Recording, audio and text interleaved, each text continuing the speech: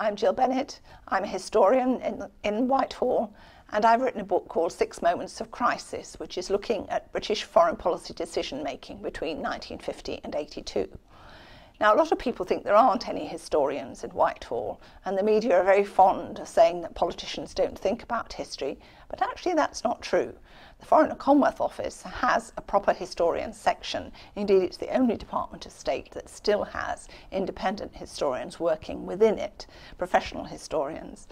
And I spent many years working in the Foreign and Commonwealth Office as a historian with 2 particular jobs. One is to produce the documentary history of British foreign policy since the Second World War, but the other one, which is relevant to the book I've written, is to give advice, historical advice to ministers and senior officials on historical issues. In practice, what that tends to work up as is looking at current issues that have historical controversy in their background, and to try and work out what happened before and why decisions were taken by specific governments that now look as if they were rather quixotic or even just plain wrong. Over the years, more than 30 years in Whitehall, I've had an inside view of foreign policy making under a lot of prime ministers and foreign secretaries, which has given me the chance to see how really difficult it is for any minister to take a decision on foreign policy, how complex the situation always is, and all the factors that have to be taken into account. So I've taken 6 particular decisions, ranging from the Korean War in 1950 right through to the Falklands War in 1982.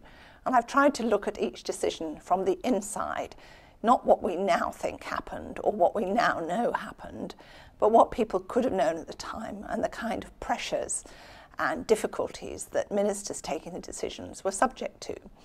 So that leads to finding out a lot of things that we didn't know before. For example, in 1961, I discovered that Harold Macmillan set up a meeting on a hot July afternoon to get ministers to agree to make the first application to the common market, because he knew they'd all want to go home and they wouldn't want to hang around talking about it.